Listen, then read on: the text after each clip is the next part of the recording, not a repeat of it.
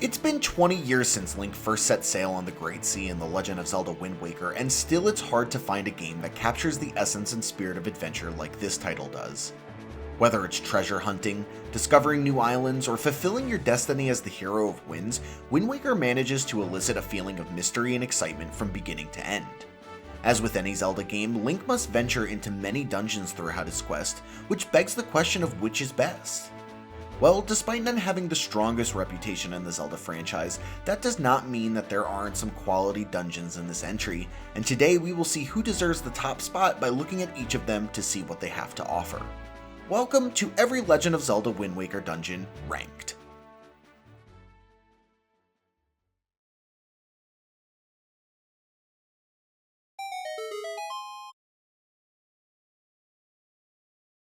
If I'm being completely honest, the only reason I'm even placing Ganon's Tower on this list is to avoid comments asking where it is. Otherwise, there really isn't a lot to say about this final dungeon, if you want to call it that. It's really more of a glorified boss rush, although I suppose there are a few puzzles here and there, but most of them are extremely simple and feel like padding more than anything else. There are also no keys and no map or compass, further adding to the case that this isn't really a true dungeon. And although there is a boss in Phantom Ganon, it feels shoehorned in because they realize it'd be pretty bad to kill the pace of the game with a potentially frustrating maze right before the final boss. I will give credit where it's due, however, as Wind Waker's Ganondorf fight is one of my favorites in the franchise. None of the puppet forms are really anything to write home about, especially the ridiculously easy spider form, but it's all worth it for the showdown with the King of Evil against a flooding Hyrule backdrop. Everything about this final battle is incredible, and I love how agile Ganondorf is here. In most games he is slow moving or stationary, but here we see him doing flips and twirls like he's on Hyrule's gymnastics team. There's a great sense of urgency in this fight, and considering how easy Wind Waker is, it's also refreshingly challenging. My favorite section is the final bit where you must reflect Zelda's arrows off your mirror shield to stun Ganondorf because he's adapted to your previous strategies. It's just badass, and is followed up with one of the most memorable final blows in any video game. Nonetheless, as a dungeon, Ganon's Tower is still the worst in Wind Waker by far, and even if the final boss was 10 times as good as it is, it would still rank at the bottom of this list.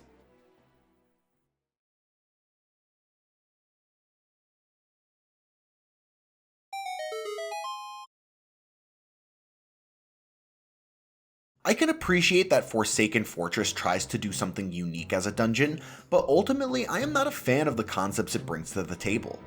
The stealth has never been my major problem with this dungeon, especially because for story purposes it's an effective way to show Link's helplessness, but in practice it's just not all that fun. Sitting in a barrel while a moblin sniffs for what feels like an eternity gets pretty old pretty quick. It's easy to forget about because it's only dealt with at the very beginning of the game, but I'm quickly reminded of why I don't like starting new files of Wind Waker in those moments where I'm sneaking around. However, my larger problem with Forsaken Fortress is that it is completed at two different points in the game, with very little changing between visits. Even if you've never played Wind Waker before, as long as you can somewhat remember the dungeon's layout from your first visit, then your second visit will be a breeze. With no more need for stealth as Link already has the Master Sword in hand, it becomes nearly a straight shot up to the Helmarock King as there really aren't any new puzzles or challenges outside of your fight with Phantom Ganon at the beginning. And as your first visit to Forsaken Fortress happens at the start of your adventure, the puzzles and challenges that are found in this dungeon are underwhelming and tutorial-esque in nature. This, at least from a gameplay perspective, leaves a lot to be desired for a Zelda dungeon. That said, the Forsaken Fortress in both halves is an excellent dungeon narratively, as it does a lot for the progression of Wind Waker. Aside from all the exposition of meeting Ganondorf and trying to save your sister, Forsaken Fortress does a fantastic job as a reflection of Link's progression as a hero. As stated earlier, his weakness in his first visit forces him to use stealth to advance, but also paints Link as the naive, frail young boy that he actually is. Then later, when he returns midway through the game, without having to say a word, we as the player can feel how much he has grown. The moblins that once gave us plenty of anxiety are now tossed aside with ease as Link marches towards Ganondorf's lookout. This sense of progression is hard to come by in other dungeons, and only Ocarina of Time's Spirit Temple, which similarly splits itself into two parts, comes to mind as a comparison. In the end, even with strong themes and solid narrative progression, Forsaken Fortress disappoints as a dungeon. Despite having a map, compass, dungeon item, and other similarities to a classic Zelda dungeon, splitting the area into 2 visits hurts Forsaken Fortress by leaving both halves feeling unsatisfactory. I should never want to skip past a dungeon when replaying a Zelda title, but that's generally how I feel about the Forsaken Fortress because it is so straightforward and easy. I also wish it had a little more spookiness to it because even as a kid it never intimidated me despite its namesake. I think as far as first Zelda dungeons are concerned, the Forsaken Fortress is my least favorite of the 3D Zelda entries. Even with charming or funny moments like watching Link's facial expressions before he's launched out of a catapult, it doesn't quite compare to some of the other stellar first dungeons in the franchise. Ocarina of Time's Great Deku Tree is more exciting and you get to it quicker. Majora's Mask's Woodfall Temple is much more challenging and satisfying to complete. The Forest Temple in Twilight Princess has a better gimmick and more memorable aesthetics, and even Skyward Sword's Skyview Temple introduces an innovative new item to the Zelda franchise, which is more than what can be said about the Forsaken Fortress. Still, this does not mean that I'd call Wind Waker's first dungeon bad, as I'm not sure there is such a thing as a truly bad Zelda dungeon, rather that it just fails to stack up both to the other first dungeons in the series, as well as the rest of Wind Waker's trials. And for that, I rank Forsaken Fortress as the worst true dungeon in the game.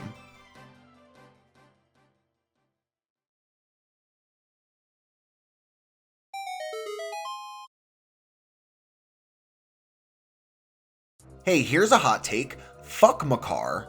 Screw him and his violin and his dumb Korok face. I wish he'd stay hidden behind the waterfall where no one could find him. I know everyone thinks Makar is a cute and swell guy, but he brings out all of my hater energy because I associate him with my distaste for the Wind Temple. Now you might think I'm a psychopath for hating on a seemingly innocuous and adorable little tree person, but I feel justified with the way he is forced on you. The truth is I don't really dislike his personality, but I am not a fan of the gameplay surrounding him whatsoever. I understand that it is common for people to complain about the use of the command melody, but I think it's actually not a terrible mechanic in and of itself. I like the idea of having a second character that you can take control of to help you solve puzzles.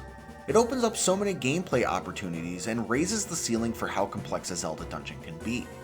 But in the Wind Temple, Makar is used in the least creative way possible, resulting in repetitive uses of the command melody in situations where it felt unnecessary. His primary 2 functions are to plant trees that Link can then hookshot to, and to open stone tablets with the Aria of Wind, both of which allow Link to reach previously inaccessible areas of the dungeon. As such, a lot of the temple centers around maneuvering Makar to the right location in order to use one of these 2 abilities to progress, but neither feel like they need to require Makar. This gameplay loop, which we'll discuss more when we see it again in the Earth Temple, is not one that I am fond of because it feels like a burden to have to constantly keep track of your ally. The dungeon would only need a few barely noticeable tweaks to render your sage friend completely useless, which is the direction I wish Nintendo went in. My favorite sections of this dungeon all happen to be where Makar is not needed anyway. The really fun platforming room Link must cross using his Deku Leaf and Gusts of Wind, the huge battle with the Wizrobe to earn the hookshot, and the ascent back up to the central room with said hookshot all stand out to me as the sections I remember most fondly from the Wind Temple. Conversely, the giant wind tunnel room before the boss door contains one of my least favorite puzzles in the game because we must slowly carry Makar to safety while wearing the restrictive iron boots. And even when Makar is using his abilities, like in the room directly before the wind tunnel room, it feels like Link could have simply hit a switch with his arrows or hookshot and nothing would have been lost. Still, objectively speaking, the Wind Temple is one of the more well-designed temples in Wind Waker that actually has the chance to make you think about your spatial awareness. It was the only dungeon in my last playthrough of Wind Waker that I had to backtrack in because I missed something, which was a welcome palate cleanse after effortlessly blasting through each dungeon prior to it. The Wind Temple also has my favorite boss fight outside of the final showdown with Ganondorf, with Molgara's theme standing out as one of Wind Waker's best. Ordinarily, that'd be enough to get it a little higher on this ranking, but I think with the amount of times that you have to stop to control Makar with the command melody, as well as the disappointment I had with his abilities, prevents me from placing this dungeon any higher on the list.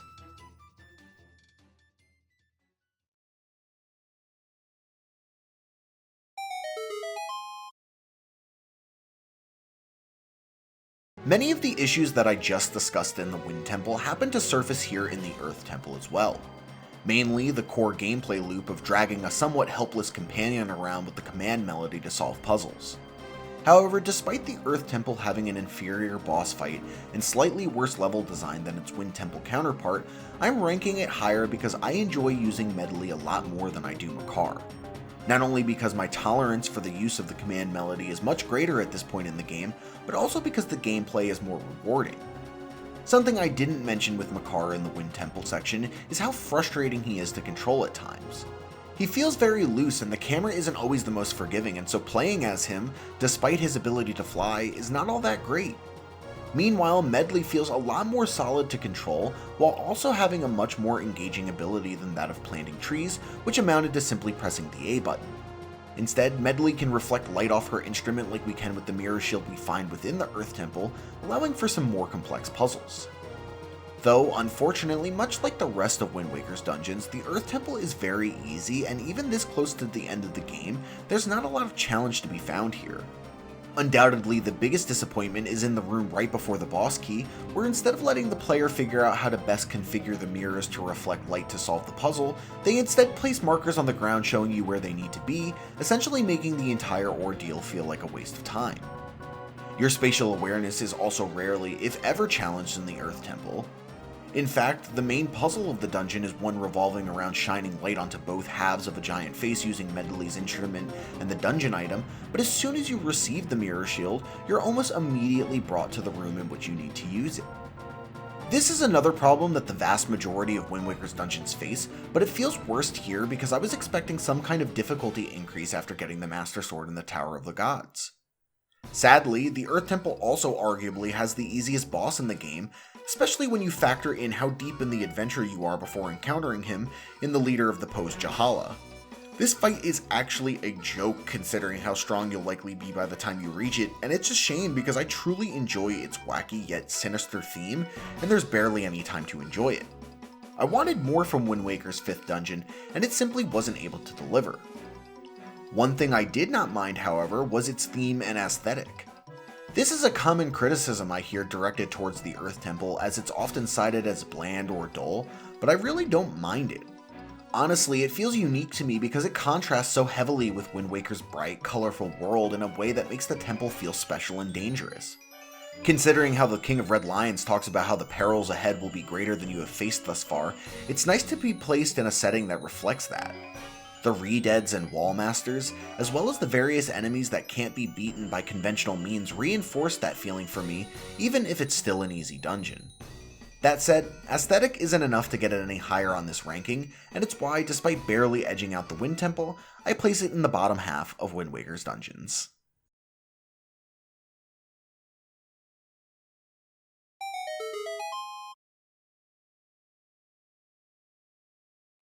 I've touched on this issue a few times by this point, but it's worth repeating that one of my largest problems with The Legend of Zelda Wind Waker is that all of its dungeons are too easy.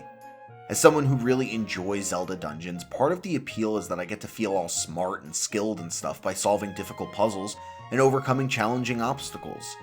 If the solution to a problem is too obvious or a fight too easy, it drains the fun out of the experience because I feel like I'm just going through the motions.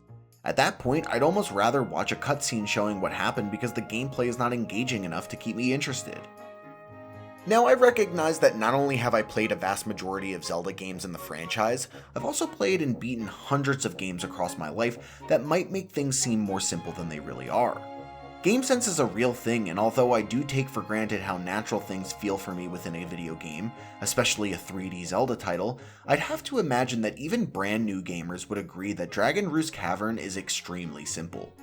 By the time you reach the second dungeon, you will have already invested several hours into Wind Waker, and should be sufficiently familiar with the controls to where navigating this trial isn't much of a hassle. What I mean to say is I can't really see anyone getting stumped in this dungeon because it doesn't even attempt to test your spatial awareness. The design of the dungeon basically guides you along a linear path where every key is used almost immediately after you get it. Even in the moments where you would normally have to use your knowledge of the map to find the path forward, like after getting the grappling hook, the game just gives you a new path that brings you right to where you need to be anyway. Then when you finally make it to the boss, the solution to fight couldn't be any easier, essentially removing any potential challenge from this dungeon. It's disappointing to say the least because with some more intricate level design, Dragon Roost Cavern had the chance to be my favorite trial in the game. I say that because Dragon Roost Cavern does a really great job with its atmosphere and theme. I love being inside an active volcano and using pillars of lava to maneuver through the dungeon. All the fire-based enemies, such as the fire keese and those weird lava scorpion things, help to complete the setting. And I'm a big fan of the ambient music here that throws back to Ocarina of Time's Fire Temple song. Not only that, but I really enjoy the grappling hook that you find in Dragon Roost Cavern and find it to be one of the more enjoyable items to use in the Zelda series. It makes you reevaluate each room you're in, as you can no longer just look to see what's going on at eye level, which not only brings more verticality to the gameplay, but also prepares you to use the hookshot later on. I appreciate how much control you have with this tool, as you can turn mid-swing, stop your momentum, and climb up or down the rope to adjust your position for a jump. I love channeling my inner Indiana Jones as I swing from platform to platform with this item, even though I admittedly could do without watching its startup animation each time it's thrown. Overall, I know I may have seemed overly negative about how easy this trial is, but it still has left a positive impression on me across my playthroughs. Dragon Roost Cavern is a solid dungeon that won't necessarily turn you away, but won't truly impress you either. And unlike the Forsaken Fortress, I still look forward to Dragon Roost Cavern each playthrough for its good vibes, well-executed theme, and lack of an annoying gimmick. Dragon Roost Cavern had the potential to go even higher, but as it stands now, there are 2 dungeons in Wind Waker I'd place above it.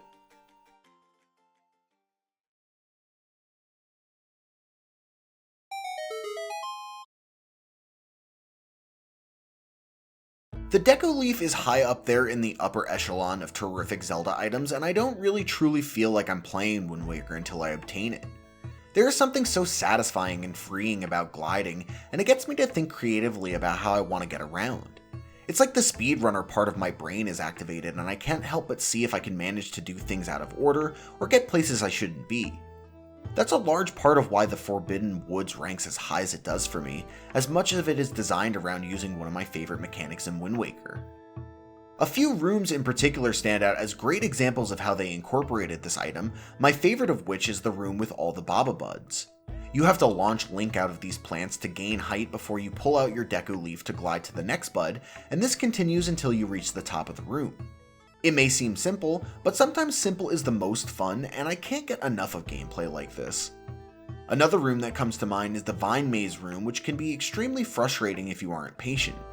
It's so easy to get hit over and over unexpectedly, which is why it feels so good to fly over the top of all these thorns on your way out of the room. And lastly is the Lily Pad section, where instead of gliding, we use the leaf as a row of sorts to push ourselves across the water. I think it's great that the Deku Leaf has a bunch of utility, as too often Zelda items are only useful in specific non-frequent scenarios. Thankfully, that is not the case here, as we can also use the leaf both offensively to stun enemies and as a tool to solve puzzles like blowing a nut we need away from an unreachable location. Even just realizing that I could operate the cable platforms without using the turbines simply by pushing myself with the leaf made me appreciate it and how well Forbidden Woods was crafted around it. Then later on, we get another of my favorite items in the game, the boomerang, and the gameplay becomes even more enjoyable from there. Another aspect I admire about the Forbidden Woods is its aesthetic and overall atmosphere, which is easily the most immersive in the game. Entering this dungeon for the first time is borderline magical, as it feels like you've just entered a place that no human ever has before. I love how everything is organic, from the enemies to the obstacles, because you almost feel like you're exploring inside something that is alive itself. It helps capture the quiet, mystical side of adventure that can't be found in a loud, violent, and bold dungeon like Dragon Roost Cavern, and I appreciate the contrast that Forbidden Woods brings. Where I slightly sour with this dungeon is mainly in its boss fight, which is only memorable for how disgustingly easy it is thanks to the boomerang that we got earlier in the temple. Because it can target and attack multiple objects at once, it really trivializes the fight, as you can quickly cut the giant Boko Baba down and finish it off in 1 to 2 cycles. As long as you keep moving, the boomerang will automatically do most of the work for you, which is a shame because I wanted something more engaging, especially considering the mini-boss of the dungeon felt more challenging. Aside from that, and Forbidden Woods being too easy like the rest of Wind Waker's dungeons, this is one of my fondest dungeons to come back to, and it's why it's the runner-up for this ranking.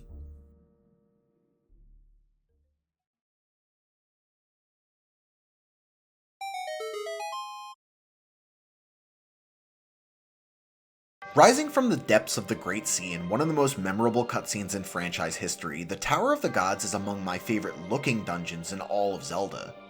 Much like Breath of the Wild, there is an infusion of ancient technology here that always gives this area a mystique that draws me in. Its design looks sacred and ancient, which does a great job conveying the importance of the tower's purpose as well as the significance of Link's current task. And along with its holy and divine sounding music track, the Tower of the Gods aesthetic creates one of the most immersive atmospheres in the game that also stands out as its most unique. One aspect of the Tower of Gods that I've always been fond of is the inclusion of the King of Red Lions. It was always somewhat strange to me that a game that has such a heavy emphasis on sailing didn't incorporate any of that into a dungeon outside of the beginning part of the Tower of the Gods. It's so much more natural to get help from our companion this way rather than having random moments of communication through the pirate's charm, and it's something I would have liked to see more throughout the game. Granted, it doesn't last very long, and I would have liked to do more with him, like maybe salvaging a key from the water to solve a puzzle or something, but still it was nice to finally team up with our game's primary helper for the first time. Another aspect about the Tower of the Gods I really enjoy is how rewarding this temple feels to complete compared to the others in Wind Waker. While true that each dungeon also gives a special item, a heart container, and something crucial to the main quest, it's tough to compare the others to finally receiving the Master Sword like we do right after the Tower of the Gods. We also learned the command melody, which was an exciting addition to the gameplay that still had a lot of promise here, even if its execution later on was disappointing. And of course we unlock access to Hyrule, which is my favorite part in the game. Unfortunately, as much as I like the Tower of the Gods, and despite ranking it as Wind Waker's top dungeon, in the grand scheme of Zelda dungeons, it is still far from perfect. Much like the other trials this game has to offer, Tower of the Gods falls into some of Wind Waker's other common pitfalls like being too linear and too easy, even when introducing enemies like the Dark Nut. I'm also not crazy about the temple boss, Godon, who is basically the fusion of an Armos Knight and Rock from Super Mario 64. This giant machine feels pretty underwhelming to fight after an otherwise above average dungeon, and as such is the most forgettable boss from Wind Waker. Still, I think the Tower of the Gods largely succeeds and kicks off what is, in my opinion, Wind Waker's best act. No other dungeon in the game has a more epic feel to it, and it serves well as Link's coming of age test. You really feel like the hero you were supposed to be once you complete this trial, and it serves as the perfect midway point for the story. Narratively, thematically, and mechanically, this dungeon just works, and it's why I'm ranking it as The Legend of Zelda Wind Waker's best dungeon.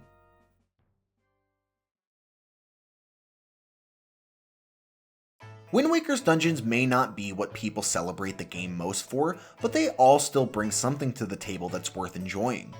More importantly, even if they are some of the weakest entries in the franchise, I don't think their quality or lack thereof hurt Wind Waker as much as I previously thought. Perhaps they do hold it back from being the best Zelda it could be, but I think Wind Waker excels regardless. But please let me know what you think of Wind Waker's dungeons down in the comments.